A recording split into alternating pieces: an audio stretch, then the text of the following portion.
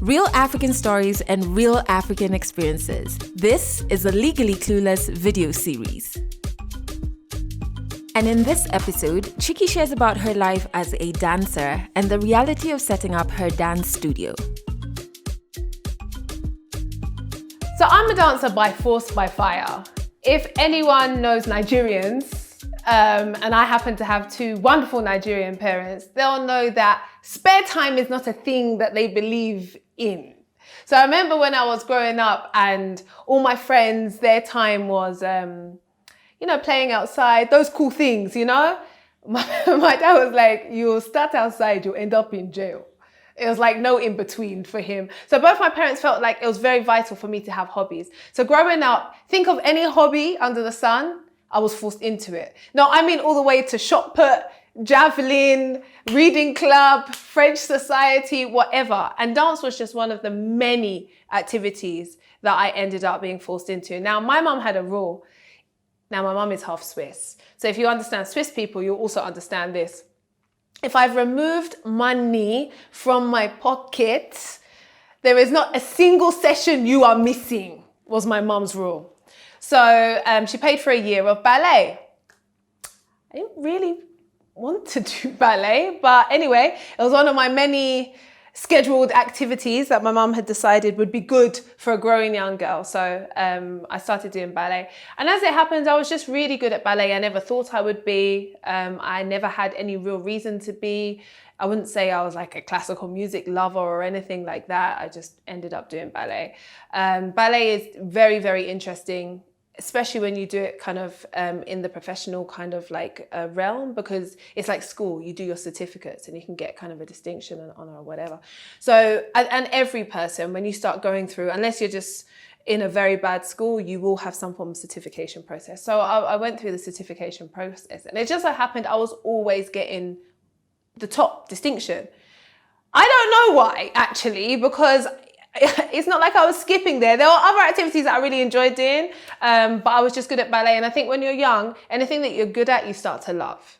So I really enjoyed like all the praise and all the love and everything that I got from ballet. So I was just kind of like, I guess this is my destiny. I guess this is what I was supposed to do.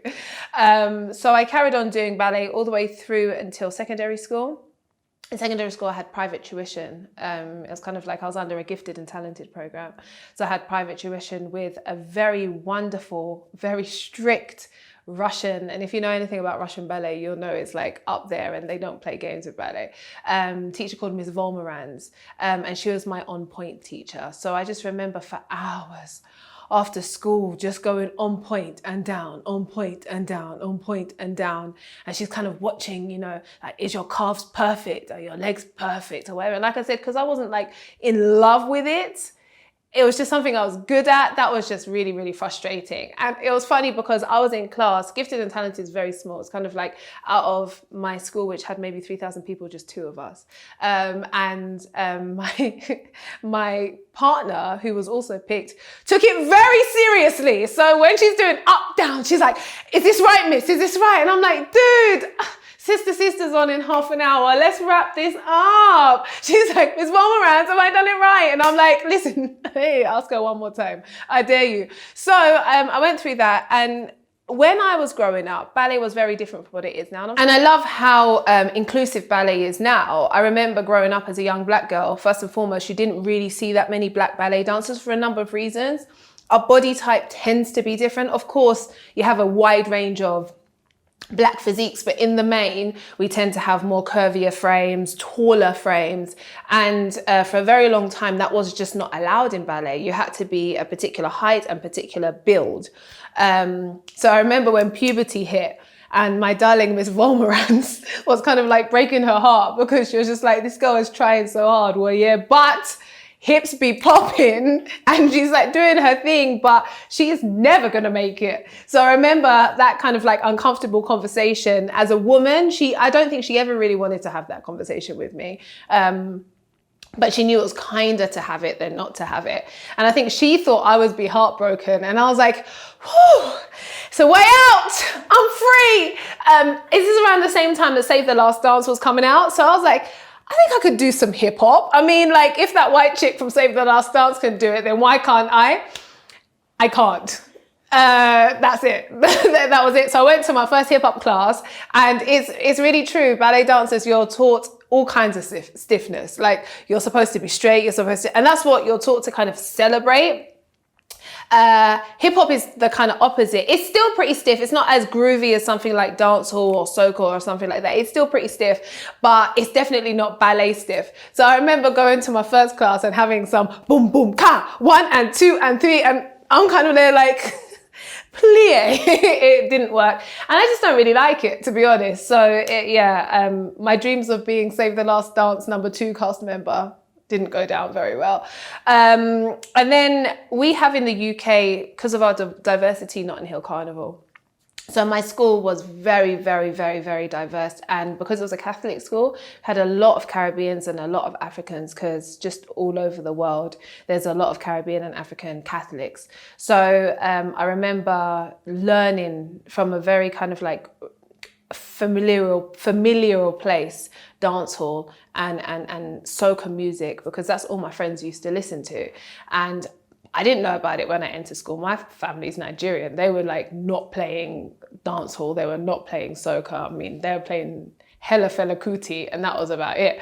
And I remember them asking me, you know Elephant Man, you know Beanie Man? I was like, I know Fela and I know ballet. So outside of those few things, the answer is no. So we used to go to, and I was always going to carnival because my uncle has a house on top of the route, but the music never really penetrated me. But I think because I was in the popular crowd and they were always African and Caribbean, I just started listening to that kind of a music. And then what happens is, the thing that I love the most about dancehall culture, and the thing that I love about kind of soca culture, is that the dance is attached to the music. You really can't have one without the other. So I used to go to the events and, Give 'Em a Run was kind of big, and the Willy Bounce was kind of big, and like Flowers of Bloom.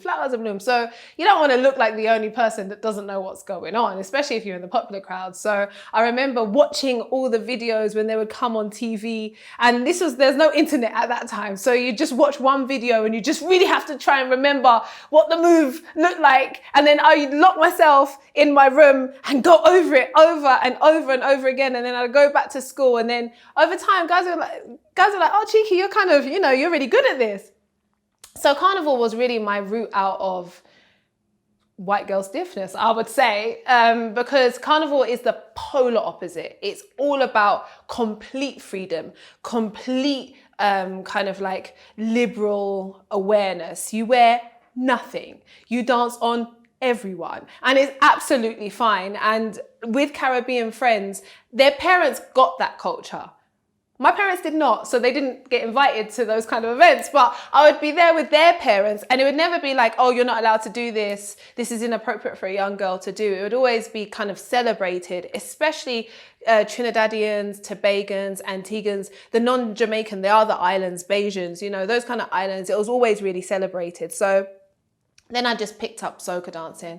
I picked up dancehall. I just couldn't see my life at that point without dance, because I'd just done it for so long by force. But this is the first time that I loved it. This was the first time that I felt like, as a young woman, I was able to really express myself, really be free. And even in the UK, we had those annoying cultural showcases. And I remember I was the biggest Jamaican. We called them Jamaican. I'd come on there with my Jamaican flag, everybody, let's go, 1, 2. And people would be like, first of all, where did the accent come from? You're not from this country. Second of all, the embrace. The UK is such an amazing experience because Black people are very, very together. So whether you're African or whether you're Caribbean actually really doesn't matter. And that's why you have this kind of Afro bashment movement happening right now, because it's the first time Black people in general have really had a mic in the UK, and our cultures have really, really merged together. So yeah, I just started doing dancehall dancing, and it became so much of a part of me. But what I find interesting about my journey with dance is performing is nice, creating is nice, but what I loved the most about it was not only how it made me feel, how it made me feel within a space of other dancers. And I think that's the bit that I always focused on, the wellness element of it. I was kind of like, look, if I could never perform again, if I could never compete again, I'll be all right with that. As long as I can keep being in spaces where we can connect with our bodies, through the music, with one another, and you can feel okay. And nothing ever felt that bad when you're in the studio. You can have the worst day, you can have an argument with your boyfriend. Yeah. And my ex at the time, go back to my last story, I think I said something about him there. He was a thug. So we had a lot of issues at that time. So going into those spaces and just kind of forgetting about the fact that, oh, he's due in court tomorrow or whatever it was really amazing for me at that time. And I think I just found myself in those spaces. Coming to Kenya was an accident. So I was working at that time, I was holding down 3 jobs. Nigerian, that's what we do. So I was working for a mental health charity. Mental health has always been really close to me. Wellness has always been really, really close to me. I was also working for a record label. So there was a record label called Soko Records. So one of the heads of Sony Records and one of the heads of Sony and Universal. So one of the heads of Sony and one of the heads of Universal, I needed some support, came together and made Soko an independent label, because at the time there was a big backlash on how labels treated artists, specifically because Black artists were not being picked. Instead, what the majors really liked to do was pick white artists that could sound Black and market them as such. And it was at that moment in time a really big controversy. This is before Afrobeats had really even started in a kind of a mainstream kind of way. A really good friend of mine is Fuse ODG. And I remember when I was actually spending time with Sony, going and pitching him all the time, and they just didn't get it. And I was like, if Caribbean culture, because I was so rooted in Caribbean culture, but I was never unaware of the fact that I was an African. And I was always like, if Caribbean culture can be this mainstream phenomena, why can't African culture? And I remember having these fights in like these kind of boardrooms, like Sean Paul is one of the most influential artists of all time. And you mean to tell me an African artist can't do that as well, with a whole different wave called Afrobeat? They weren't getting it. And the great thing is the 2 directors, one is Indian, God, he's still alive. One is Indian, one is Liberian and Ghanaian. They were also really passionate about that cause, and they used to find me hilarious because I would just be kind of talking to people who just didn't understand why it was so important to me. So when they set up their label, they took me on, but anyone who knows anything about independent spaces, they just couldn't afford really to pay me so well. So I was like, I'll do it for free, not for free, but I will do it for next to free, because I really am passionate about this. At the same time, my cousin is the photographer for Playboy magazine, FHM, those kinds of like boy toy magazines. So I did in the UK, we have something called work experience, where for 3 months you have to go and work somewhere. And I worked in his company, but it just so happened that his company had a dance studio, a dance agency attached to it. So when they found out that I had a history in dance, automatically I was picked up by the agency. And it was great because at the time I was doing kind of the music stuff. So they thought I was a genius finding all of these gigs for the dancers, and they never knew that it was my side hustle, and then vice versa. It was brilliant. I was getting kind of like thumbs up everywhere I went. So I was juggling those 3 things, and I was actually really happy in all of the spaces. But some friends of mine who are half Kenyan, half Nigerian had decided to come back to Kenya to open up a burger place, Mama Rocks. And I was like, well, I'm gonna come, because why not? Partly because I couldn't get much further with mental health. I was already a manager of, at that point, I think like 100 members of staff, which meant thousands of people with mental ill health. So I was already there, and I was like, unless I'm going to open up my own mental health space, where else can I go with this? When it came to the dancing, I was already managing that part of the agency where we would recruit dancers for other gigs. So until I was going to open up an agency, which I didn't want to do, I couldn't go further with that. The music stuff was really hard. I mean, I'm not even gonna, it was really, really hard. And I'm not a quitter. It was really, really hard. So I was at a point where I was like, okay, so in each of these things, I'm comfortable, I'm doing well, but what's next? Because I don't feel like, my parents come from a war background. I don't feel like my parents left a war-torn country to go to another country for me to just work for someone and be okay. So when my friends said they were going to Kenya, I was just like, sounds like a good holiday. Then I came here and I was like, seems like a cool place to live. It was illogical. It made no sense. I still don't understand why I did it, how I've been here for so long. 7 years later, here I am. My dad was like, Kenya, have you ever been? And I was like, I mean, I went on that holiday once. Yeah, living, you know, life is not a holiday. And I was like, I'm aware, but I think it will be all right. So when I came here, I never saw myself necessarily dancing. But the thing that I've always loved about mental health, the thing that I've always loved about the spaces that I've created within the music industry and dance are always the same. I like spaces where people can express themselves. I like spaces of freedom, of unity, of inclusion, of diversity. I like spaces like that. And I don't think ever there are that many spaces. Often it is, yeah, you can come and be loud, but yeah, you can come and be kind of like half naked, but yeah, you can come and talk about female empowerment, but. And I've always felt, why do we have buts attached to even our safe spaces? You know, really it should be, yeah, you can come and be, full stop. So my plan was to create a space like that. I didn't know what it would be, what it would look like, what it would feel like. And trust me, since I've been here, I've been through every kind of psychology. Like, could it be a bar? But Chiki, you don't really drink that much, but does it really matter? But you really should, because you can't really care about alcohol if you don't really drink that much alcohol, you know? So it was always kind of like this evolving process. So at the same time, I was like, well, I do also have to make money. So I kind of like put that aside and focused on, well, what can I do in the meantime to do that? At the time, the Zumba phenomena was everywhere. Like every gym had a Zumba instructor. Every mother was doing Zumba on a Sunday afternoon. And I was just kind of like really anti that culture, because something that I really felt when I came to Kenya, which is drastically different from Nigeria, for good and for bad, is Kenyans really absorb other cultures.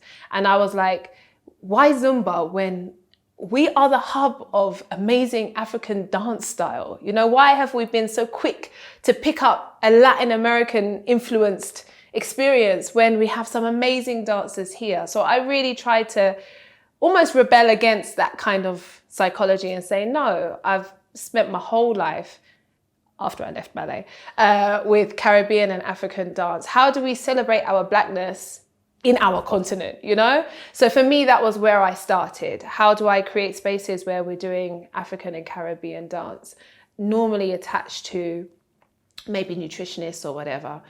And then from there, I was picked up by Citizen for Slim Possible. One of the best experiences to date I think I've ever done, because again, it just allowed me, there's nothing, if you struggle with weight, there is nothing more pressure than being weighed on national television. I can't express to you enough how brave I still find those women, because I struggle to be weighed in a doctor's surgery, and I don't really have a problem of, well, I don't have a problem of being overweight at all. So I found them so inspiring, and I felt like if I can bring some light, some levity, some enjoyment to the experience, then that was just what my role was supposed to be. And if I can prove that you can feel amazing about yourself, with yourself, dancing, and get something good out of it, which is exercise, building your lung capacity, all of those kinds of things, then that's an amazing thing.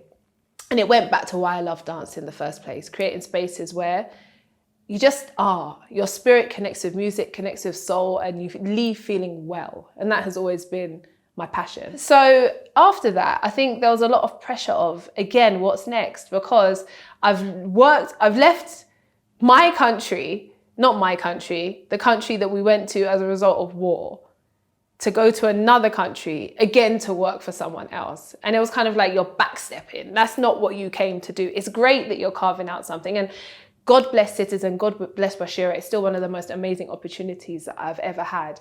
But at the same time, I didn't see it the way everyone else saw it. Everyone else saw it like, wow, Citizen. I saw it like, man, I'm working for someone again. Like, really? What is going on here?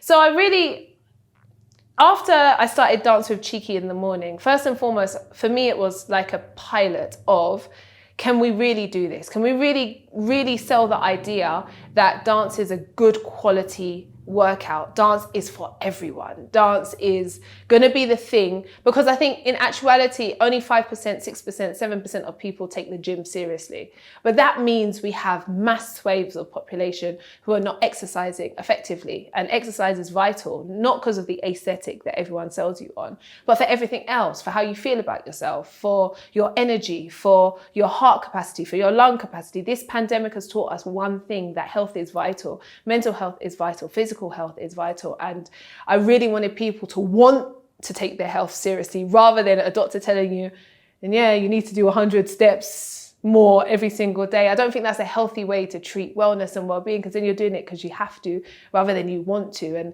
I've never not exercised because I love dancing. You know, I do it because I want to, as opposed to because I have to. And I want that gift for everyone, you know? So Dance with Chiki was my first kind of like, maybe it could be dance. Maybe this space that I've been dreaming of bringing people together, making people feel amazing, could be via dance. And Dance with Chiki was incredible. The feedback was incredible. The journey was amazing. But after 4 years of doing it, I hadn't really still figured out what it meant. Setting up a studio is really costly. And let me tell you something to anyone who's watching. Media looks like you make more money than you actually do. Let me just tell you that for free. It's not making you set up a studio money. Facts, yeah? Normally people who do things get side funding or side investment or something like that. Let's stop pretending. You spend the money on your outfits that you're wearing on the thing the next day. Do you see what I mean? So it just didn't make sense financially for me to go through that journey, and then I wasn't still not able. So I was still working for someone. So I'm still kind of like, this is good. I'm looking cute. I'm spending money on outfits. I'm spending money on hair. That's nice, but I didn't come here to buy outfits. I came here to do something, you know? So when I started on radio, which I'll never do again, I used to go home every single day, like really low. I don't want to shade anyone. Didn't like it, wasn't my thing. So I'd go home every day, like feeling really low, because for someone who's very motivated by what they want to achieve, feeling as if you're in a drastically wrong direction affects your psychological well-being. And I remember going home every day to my husband and being like, picking on small things, and him being like, but that's because you're not supposed to be there, Chiki. By now you're supposed to open in a studio. Now, women. My reaction to that was not, oh, he understands me, was the opposite. It was like, this dude doesn't understand me. All I want is a hug.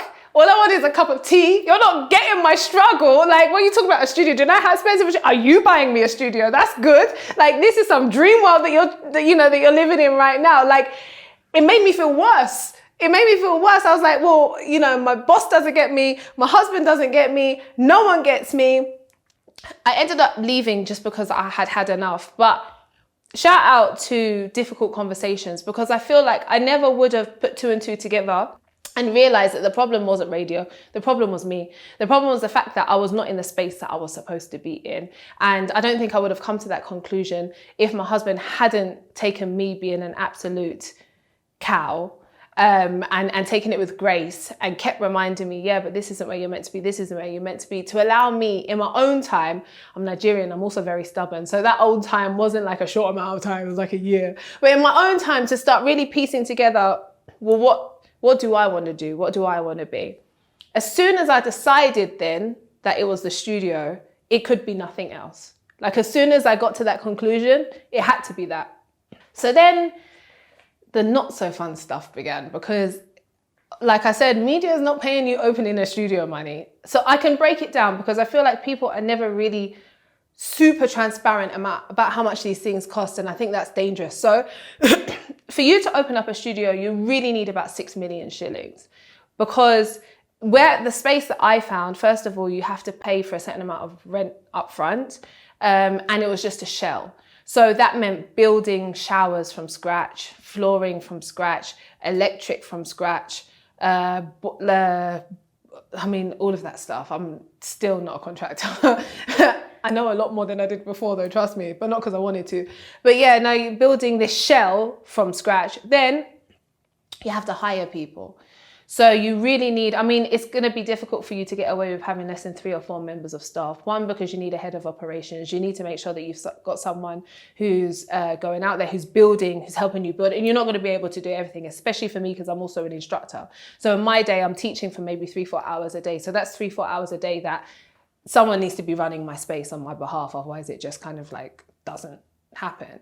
A studio is not come and see Chiki. A studio means that I have a diversity of instructors that you can come and see. So I really wanted to do my bit to support the dance industry and hire people and pay them fairly. Otherwise, I felt like I was doing the opposite, like I was taking away from the industry rather than giving to the industry.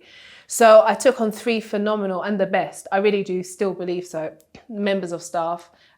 We do Afro hip hop, Afro Vogue and Afro beat. And I took the 3 best instructors. So you really need enough money to be able to pay them for 3 to 6 months, because you're not going to be making money at least for the first 3 to 6 months. Then you need to market yourself. You need to market your space. And that in and of itself is incredibly expensive. And it's the bits that people don't really tell you. It's constantly making flyers. It's making your website look good. It's photo shoots. It's clothes for the photo shoots, not just for you, but for all the rest of your members of staff as well. It's lights, it's mics, it's sound, it's all of these things that really start to add up. So I needed to find 6 million shillings. And I was aware of that because I did my case studies and I went into it. I went to the bank because that really felt like the first place to go. It wasn't. I went for a loan. Unfortunately, the manner in which loans work in Kenya is really counterproductive, often for entrepreneurs. So I think I was entitled to loan like 1.5 million, if not 2 million, and I would end up paying back 4 million. And it would put a lot of pressure on the business because you have to pay it back within 2 years.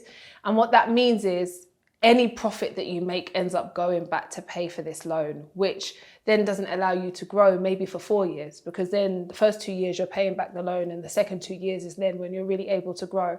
So it really stunts your growth. Okay, cool. So once I found that out, that's not an option. The second thing was about getting funding. I've always struggled with funding because I feel like very often it's about giving this sad case of Africa and then showing how you've made a solution because of a fund or whatever. And I'm against that kind of messaging. I love this continent. I don't want to make sad cases for Africa. We're dope. I want to make positive cases for Africa. So that was my first problem. The second one is a lot of funds are in like specific periods of time during the year. So it might be kind of like in February, then there's not another one until July, which meant that you're putting a lot of hope onto the fact that you're getting approved for this kind of July fund. And if you don't, then what happens? Okay, so that's out the window.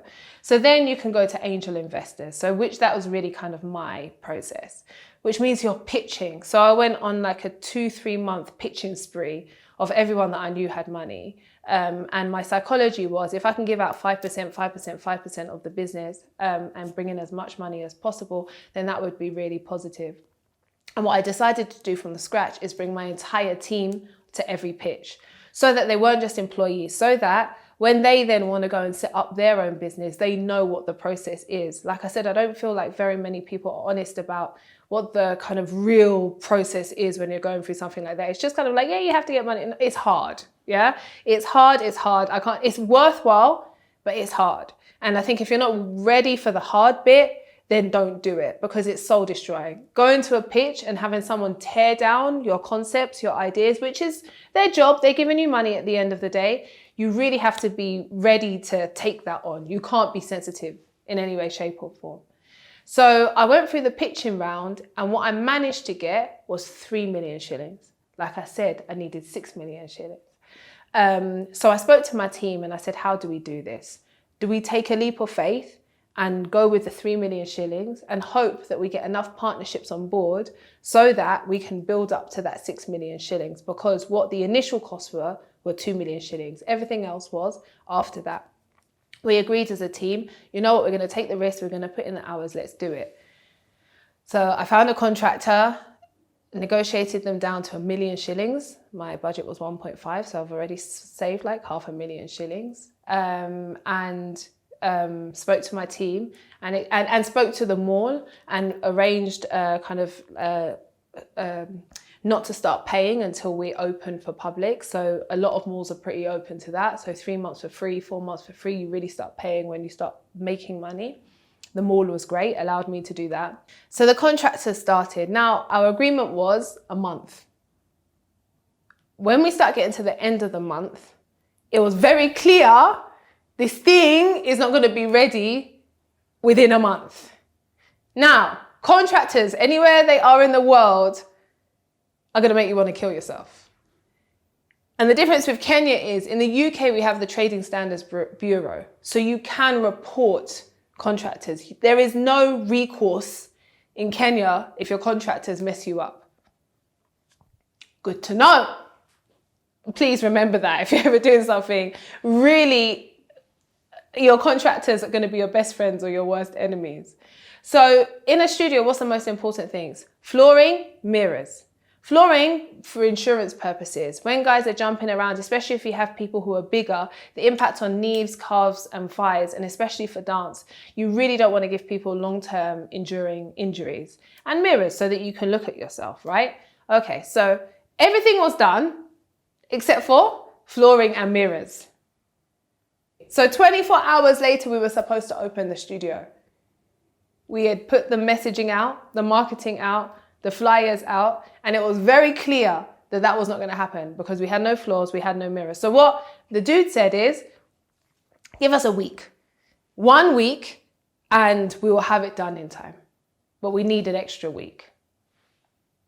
Sour. You need a week? I mean, obviously I argued it. I'm saying like I said sour, obviously I argued it, but if he needs a week, I have no floors, so fine. So he goes. A few days into the week, I'm like, okay, this progress is not really moving as expected.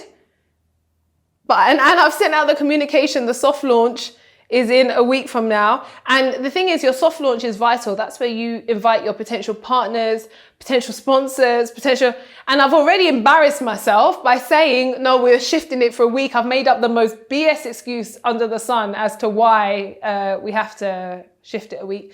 Anyway, shift it a week. 48 hours before we're supposed to open, I get to my studio. Mirrors are up. Perfect. The floor looks like someone had just thrown ugali on it. That's the best way I can describe it. You had one tile here and then another tile here. Not even flat. I can laugh at it now, but at the time I was like, one tile is, and then another one is here, and then another one is here, like this, flat. So I'm asking the guy, boss, first of all, how? Let's just start with that. So the man has the audacity to look at me in my face and say, see, you know, when we bought the tiles, they were cut different sizes. So Aki, we've tried. So should I try and pay you? See, you're still going to want money at the end of the day. You've tried. So you've been in the trade for how long? Listen, I'm not a floorer, but I would never tell someone like there were gaps this big between each tile, this big. Like you could fall into the gap and crawl out onto the other tile. It was awful. So I turned up with all of my dancers. We're excited. We've got drinks in hand, literally drinks in hand, to celebrate the fact that we're finally done and we're met with an Ugali floor. One of my dancers, in fact, it really almost got physical, really. Now, something that I realized in that moment was this, and I hate to bring this up, but it's just the reality. As a female entrepreneur, you will never be taken as seriously as your male counterparts. Now, the thing that was sickening to me is I wasn't taken as seriously as my male staff. I was paying for every single human being in that space. Yet, when I would say this is not acceptable, it was, imagine we'll figure it out. When one of my boys would say, you know, this isn't acceptable, blah, blah, it'd be like, imagine Pole, blah, blah, blah. And I'm looking like, I'm paying for everyone, and God bless my boys because they were just trying to have my back. But I was like, how can we be in 2021? I am paying for all of this. I have pitched. The journey has been long. You're giving me Ugali, and you're also not listening to me when I'm telling you that this is unacceptable. Basically, we told him to go home. because what we realized is he didn't care. And it doesn't matter. Also, something I learned is know when to cut your losses. He did not care. It didn't matter how many times I was going to bring him back. He had checked out. For him, the tiles are not the same size. I've stuck them as I can. It looked like Lego, a bad version, like a 2-year-old, and it is what it is. He left. What he said though, and I'm not a florer, but you tell me if this sounds sensible. The more you walk on it, the flatter it will be. The more weight you put on it, then he's pointing at this one in the corner, saying, this one I've been walking on. This one I haven't been walking on. So you see why this one is okay? It's because I've been walking on it. This one is not okay because I haven't been walking on it. Don't take me for an idiot. That's the thing that irritates. Don't take me for an idiot. So I just told him, just get out. Just leave, please. So me and the dancers, we sat and we were like, okay, now what? I can laugh about it now because honestly, I think that's what brought us together so closely, because it made me realize I had the right team, because they don't own that space. But because I had taken them through the entire process of pitching, they were so emotionally involved. And I really urge employers to bring your staff on board your journeys, good and bad, because you can't expect people to be emotionally involved in what you're doing unless they really understand the highs as well as the lows. They were there and they were as hurt as I was. So us being idiots, to be honest, we kind of believed the weight story to begin with. So what we did was, and it is what it is. Now, I'll find this moment. What we said was, now curfew had already happened, so we all went to our respective houses and got buckets. So we all came back with empty buckets just as curfew was about to kind of like happen. So we locked the doors, so you have amazing sound. It's a studio. Put on songs and spend the whole night filling buckets with water and putting them so that there's weight on all the tiles. It took us until about 2 a.m. We were exhausted. It's also physically exhausting carrying water. And when the buckets ran out, we agreed to sleep on the bits where there was no buckets, like this, so that the weight could be there. It was really fun. Actually, the night was really fun. Stressful, but fun. Now, at 1 a.m, I had to message my potential stakeholders again and say, this isn't going to happen. But unfortunately, people already paid for the first class. And we had because we're a new studio, we have no data. You know, it's just people have seen the till number and paid. And because it's a LIPA till number, buy goods, there's no way for you even to know the number of the person. It's not like you're sending it to someone's phone. So I'm asleep like this, trying to flatten my floor, which I thought is what's going to help. And lo and behold, in the morning, because my class started at 6 at the time, women are coming through the front door. Our floor is covered in buckets of water and sleeping staff, and women are coming through the front door for their first class. So all we had to do is lie and say, this isn't the floor, underneath is the floor. This is, because of COVID, a mat to keep you guys distant. So you stay on your mat, you all the way over there, stay on your mat, and I taught the class. A few people tripped because, like I said, like some of them were literally like this. So you're teaching a class and you're telling someone jump forward and their foot is getting stuck under the thing, and the worst, I mean, it was awful. And I really pride myself on professionalism and doing things properly. And it made me feel so awful that my first day of people coming in, that was their experience. But it was too late at that time. And all we could do was make it the best experience possible. We offered everyone free classes after that. I've never seen those women again, and I don't expect to. And I don't blame them if you're watching this. No hard feelings, I get it. But we still had no floor. At that time, we still had no floor. Now, like I said, please just try and understand what it feels like that you've spent you spent months getting money. You haven't even got the amount that you need to get. You've gotten half of it, and you're doing it because you believe that it's going to make sense.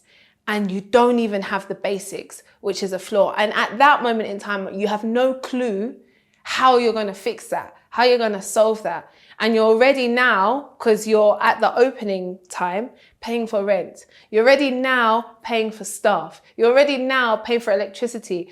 You already got people coming in through the front door from all these different like government agencies. Do you have this? Do you have that? You know, they smell new business. So they smell maybe they're going to be able to get money from it. So money is just coming out left, right and center. I think I had a series of panic attacks because I'm not good at vulnerability. I'm not the type of person to just be like, you know, I'm hurting, I don't even recognize it really. Normally my knee-jerk reaction is deal with it, keep it moving, you know? And you can't show your staff. You can show your staff that things are not great and but you can't break down to your staff. I mean, the first question is, this chick is paying my bills and she can't hold it together, you know? So to an extent, you're alone.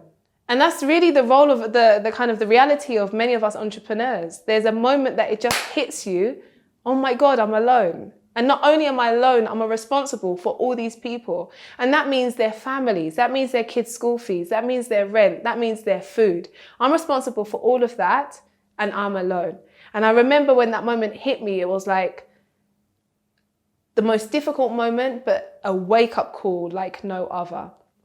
So I called, there's a kid that does our styling. So he gets the clothes from Gara. So I told him, do this, go to Ngara and see if you can find flooring. I trust him. I mean, I've been working with him for like 5 years. One of the first dancers that I hired, he's now doing styling. So he went to Ngara at 5 a.m. God bless him. I mean, we wouldn't have been open still to date if it wasn't for him. Found flooring. Wherever you find flooring fundis, just kind of hanging out, hoping that they'll get a gig. So we had fundis, we had amazing fundis come down. They looked at the floor and they burst out laughing. They told us that straight away he'd used wood glue to glue down the tile. So it never would have worked anyway, because from the start, the glue was incorrect that was being used. The tiles had all been cut to a different shape and he hadn't bought like a knife. These guys had come like with tiny nails, hammers, knives, everything. And it really made me realize how unaware I was about flooring. So I couldn't even challenge it, even if I wanted to, and how poor the job was done before. So these guys came, they did my flooring for me. I don't think I have ever sighed a sigh of relief, like looking at a floor and seeing the flooring finally done. But the difficult thing was we had already started now postponing for stakeholders, for partners, postponing for classes, mixed communication on social media. We're starting, we're not starting, we're starting, we're not starting. So you then have to deal with the aftermath. And the aftermath is just as difficult as the bit before. So I remember just feeling like, okay, let's do it all again, which means you're spending again on marketing, spending again on flyers, spending again on boosting, calling your friends again. Please, mention on your show, mention on your show, mention on your socials, and they've already done all of that for you. It is what it is. We did it. We had our stakeholder launch just after the government announced the second wave of COVID, which meant half our stakeholders by then were unable to make it because they were nervous about being in a space. We opened for 2 weeks and we had the lockdown again, which meant all sporting facilities had to shut down again. Again, the blessing of that is from the start, I invested in like a Netflix platform. So the studio was always supposed to be 40% physical, 60% digital. Wherever you are in the world, whatever time it is, you can log on and dance from wherever you are, in keeping with what our idea is. It's for everyone at any time. Any barrier is that barrier that we aim to kind of remove. And especially for women, time is a huge barrier. And the website idea came about when every woman was adamant that the right time, because they're a mum, was X. So some said 6 a.m. before I take my kids to school. Some said 10 after I've taken my kids to school. Some said, can we do in the evening after everyone has gone to sleep? And every mother was justified in their argument for why they wanted the time. And I was like, well, this shouldn't be a barrier. Let's do things so that people can do them from the comfort of their own home. They can do it with their family if they want to. They can do it whilst they're traveling, whilst they're working, whilst they're going, whenever they want to. Thank God I had invested in that from the outset, because that lockdown really allowed us to work on that and start doing business to business conversations with companies, using it as staff wellness and well-being. The beautiful thing was everyone was locked down. So it wasn't just us. So it was a great opportunity to start saying, well, your staff can't access the gym. Wellness is fundamental right now. We know it because of COVID. How do we provide a solution for that? And start having those kinds of conversations. When we opened, again, a blessing, our clients just came back. And it also made me realize you can only stress over what you can take care of. You can't stress over things that are completely out of your control, It starts being counterproductive. My mom used to tell me when I was growing up, that stress, use that for a solution. Otherwise, you're just going down a negative road and you can't really do anything about it. You'd rather take all of that energy and put it into finding some form of a solution. And if starting a business is going to teach you anything, any one lesson, it's going to be that. Because the stresses, they're still there. I mean, we're still going to get, and we're probably going to have them for eternity. The difference is me, how I receive those stresses, how I respond to those stresses. Now it's more, okay, plan A hasn't worked. We need a plan B and a plan C and probably a plan D, because B and C are probably not going to work as well. So we'll probably take the plan D at the end of it, which is phenomenal. It has been awesome. Long journey still to go. But I'm loving the feedback that we're getting. We're working with international partners. We're working with Red Bull International. We're working with Triller TV International. Because we invested heavily in the experience, people are really starting now to understand that dance is such an effective tool for what is our biggest pandemic right now. Outside of COVID, we have a mental health crisis that we're going to really have to support people with. And that's what dance can solve. So yeah, good place to be in right now. Visit the Dance Shags. Hi, my name's Adele Onyango. Thank you for watching the inaugural season of the Legally Clueless video series to the very end, as this is the last episode of the season. There'll be many more seasons to follow, but first we have exciting news coming very soon that could be seeing Legally Clueless coming closer to you. Subscribe so you don't miss out on this very exciting news. See you very soon.